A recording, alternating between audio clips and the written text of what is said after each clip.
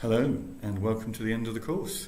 Thank you for making it this far. It's been a pleasure interacting with you all. So this is just my final video, just kind of picking out some highlights from the activity that we've observed during week 4. So thanks again for sticking with us. We've had some really great discussion this week, some really good reflections, some really good insights, some really good analysis. Of all the weeks that I think we've worked on the course so far, this is the one where reading through some of the comments it will be the most valuable and the most engaging. We started out on some great reflections from people talking about their profiles.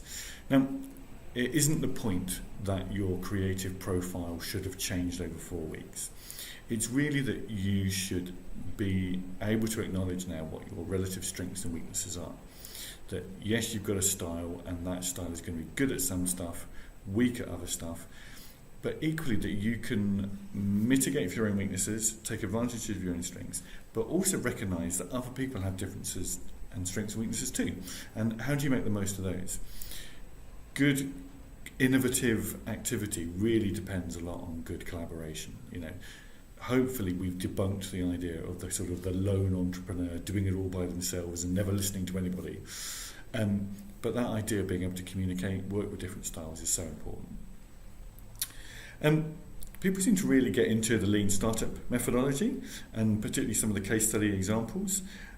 The lean method always feels kind of quite common sense to me, but I guess I'm quite familiar with it.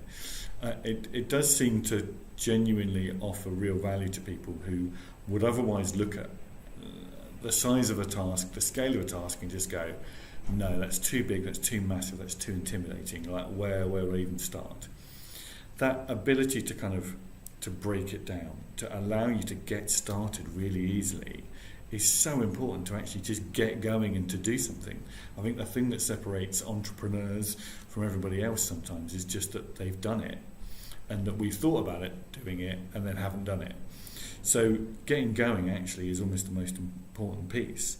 So any methodology like Lean that makes it easier to get started, or allows you to go, well, there are these risks to doing this, but actually the value that I'll get back from taking those risks is really good. Anything that allows you to shrink the risk and grow the opportunities for value, again, makes it easier to start.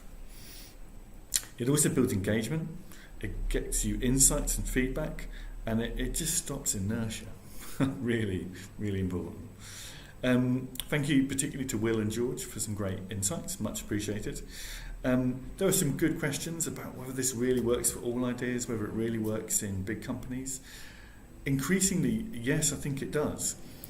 The scale is a little bit different. It won't necessarily, the things that they do that will be cheaper and leaner than traditional ways of doing it will still look like expensive ways of doing things. I mean, I think I gave the example in the comments somewhere, but aircraft companies building wind tunnels, that's still a big expensive outlay, but it's a damn sight cheaper than crashing planes to work out if things work. So lots and lots of companies do use lean methodology. I mean, actually Lean started with Toyota in car manufacturing, and that seems like an expensive big business.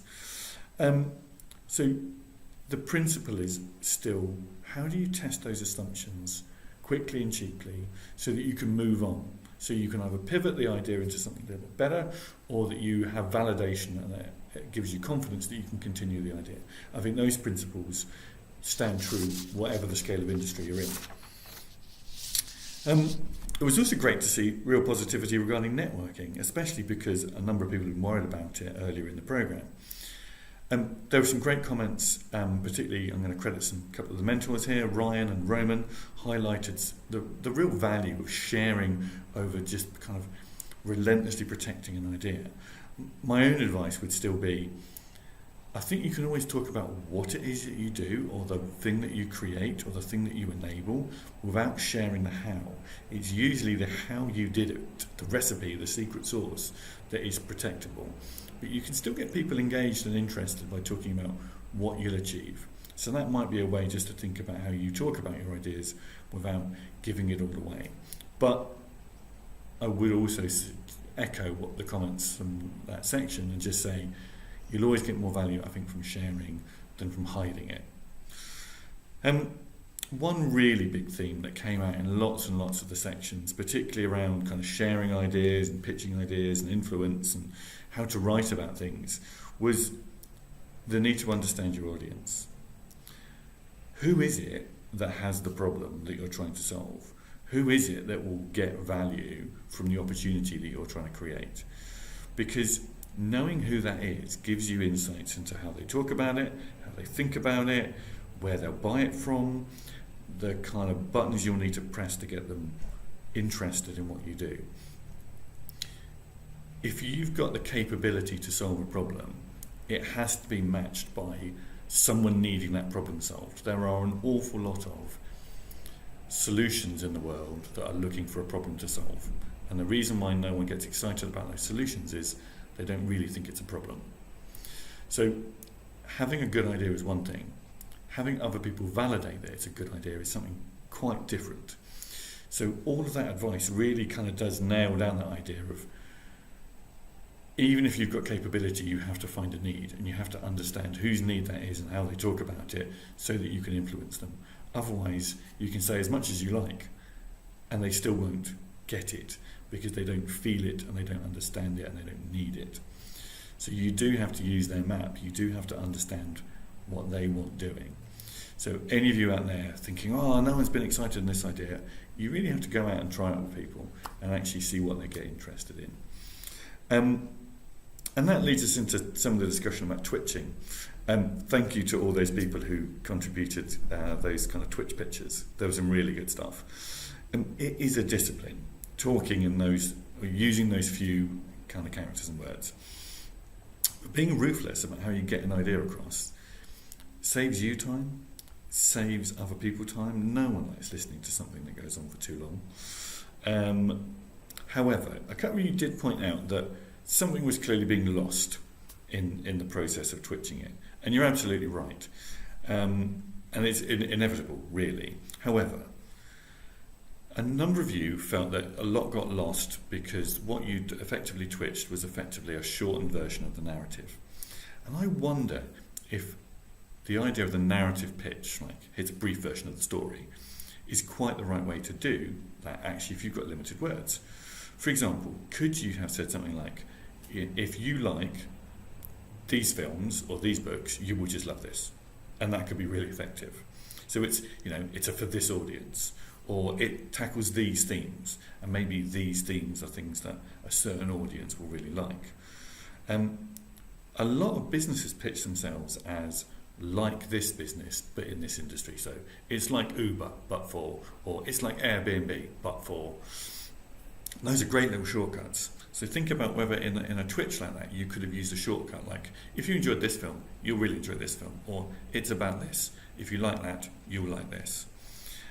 Equally, sometimes, although we didn't give you this option, I concede, a picture would have just really worked. A picture could have gotten across in a much more powerful way. But think about what that Twitch pitch is trying to do. You're not necessarily always trying to tell the whole story. You might just be getting people interested enough to read something longer. But it's rude to assume always that people want the long version first. Just to add, really, there were some great final reflections. It is well worth reading them all because actually people have found some great methods, some great tools and some great approaches. And I'm just really pleased that people have made such great value out of the programme. Thank you again for all of your participation. We will miss you too. It's been great interacting with you.